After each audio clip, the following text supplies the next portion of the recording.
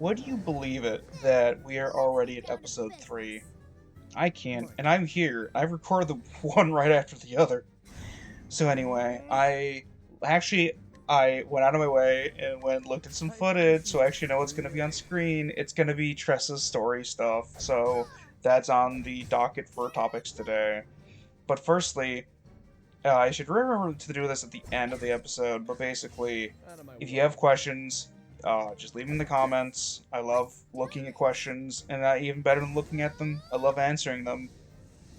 Chances are I'll want to answer your questions. I can't really think of situations in which I wouldn't want to answer them unless it's, the digits on the back of my debit card or something like that. I'm not going to tell you my social security number.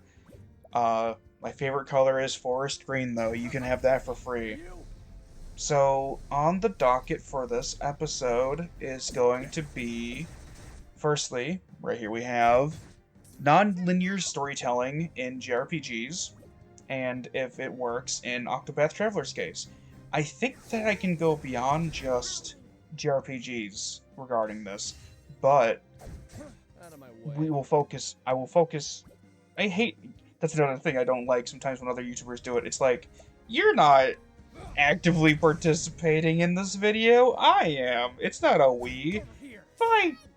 If I fuck up in the episode, it's me that did the fuck up. I'm not the one who spent 20 minutes running around looking for something.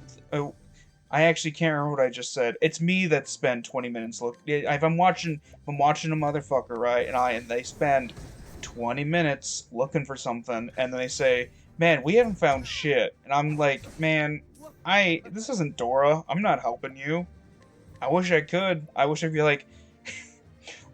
If they're like, "Where's the blacksmith?" And I'm like, "Listen, man, it's over there." Or like, "Where's the manticle?" I'm like, "Listen, I know where it is. You don't."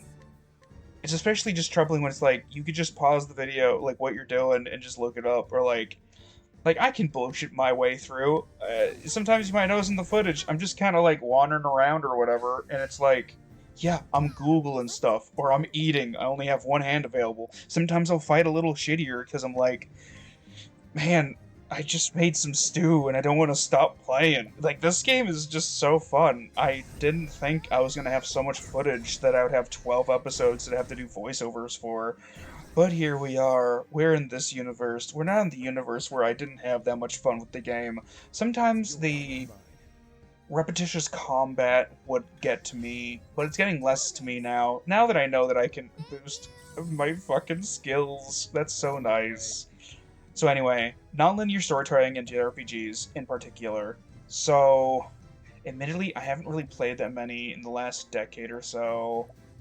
I played some for my old man or with my old man back in the early to late 2000s.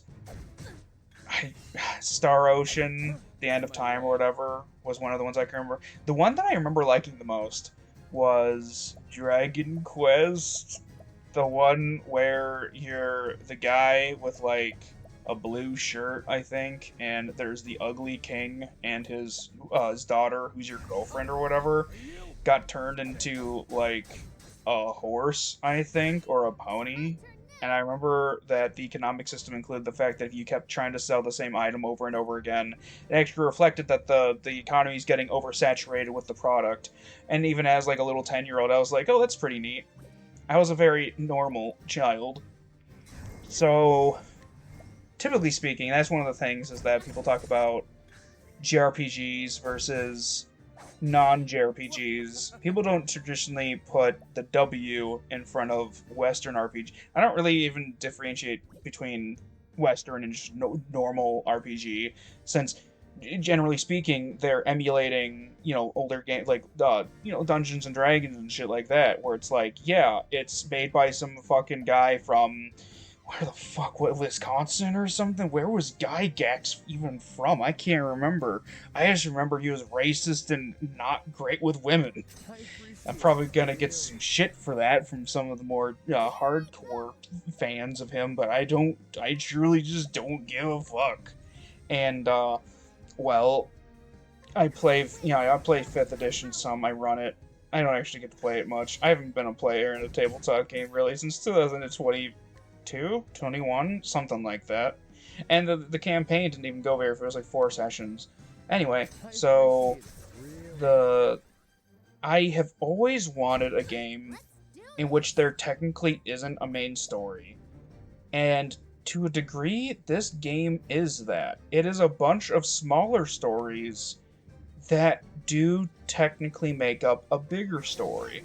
I've read ahead a bit, like I said before, spoilers don't ruin things for me, and there was some study that was like, yeah, spoilers actually can make things better for you, and for me, yeah, they do. It makes me expect things, and to have expectations. That's the thing, right? Is that you wouldn't order food from a restaurant without really knowing what it is, but when people were like, no, I don't want to see trailers and stuff for a movie or a game, that's gonna spoil it for me, and I'm just sitting here like, then you can't bitch when you get it and it's not good. Especially like you can refund it if it's within 2 hours on Steam. I believe GOG. It's what? It's actually a while. I believe. I believe you can play it for a while, or it can be in your thing for a while. GOG is pretty good for that. So back to what I was talking about because I couldn't remember. I had to take down notes of where to cut out some stuff. So we are talking about the non-linear storytelling. And I truly am just off the cuff with this shit. If I don't just force myself to record this, I can't. I'll just sit here staring at it for another 30 minutes. And all these little stories are just... they're loosely interconnected. And I enjoy that. There is a culmination. There is a true ending of sorts. It's the... I think I was about to make the joke in the previous one, and I got distracted by how moist my previous coat... my previous... employer was just a moist man, and so it is the traditional JRPG story where you start out and it's like, oh, we all have daddy issues, and then eventually you end up just killing God. And my roommate just sent me a message telling me I gotta send her a link to my first video. I don't know how many of these I'm gonna put out. I don't think I have it in me to record 12 fucking videos tonight. I might just record 6.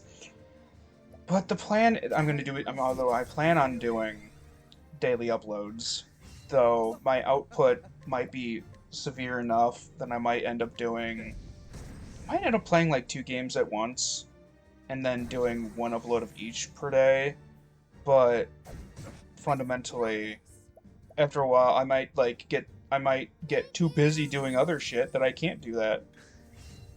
So, yeah, to suffice to say, I am enjoying the framework in which this game's story is told.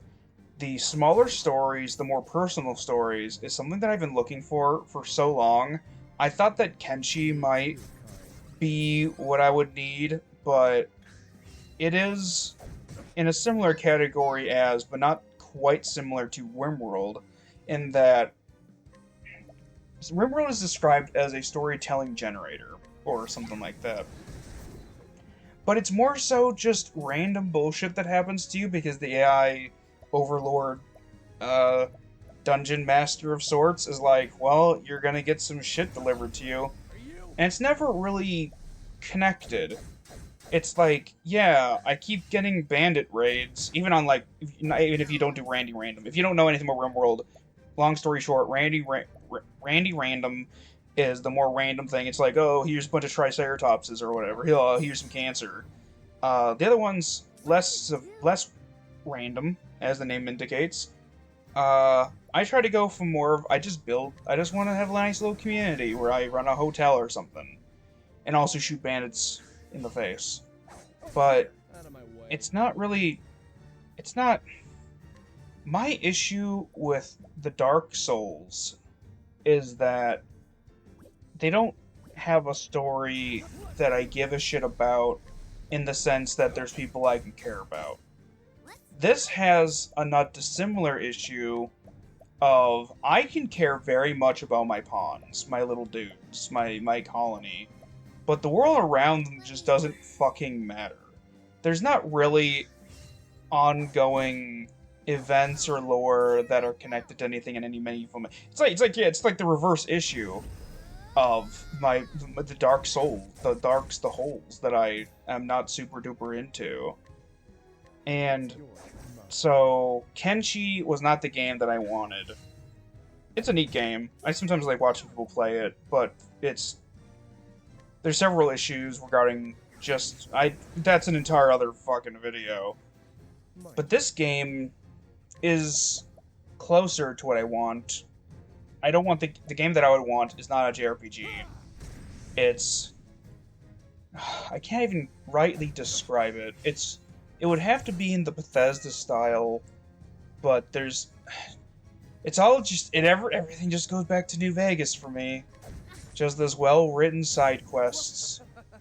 And I don't think I'm ever going to be able to grasp something that beautiful again.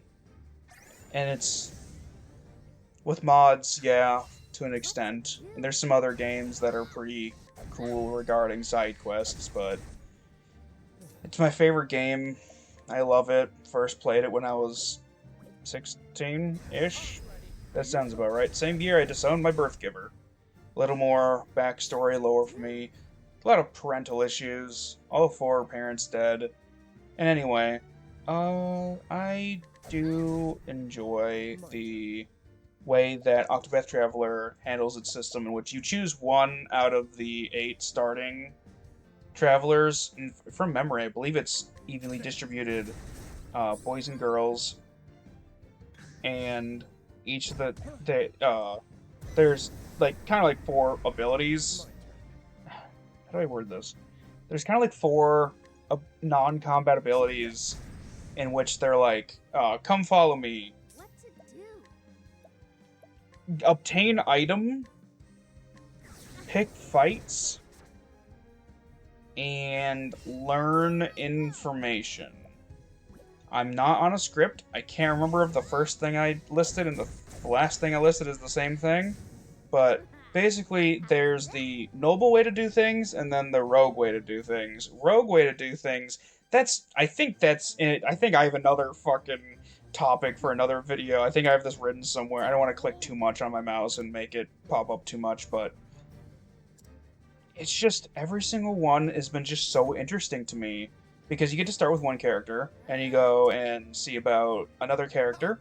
You can technically beat the game with just 1 character. I think it's even an achievement or something. And the characters, every single one so far, even at their most...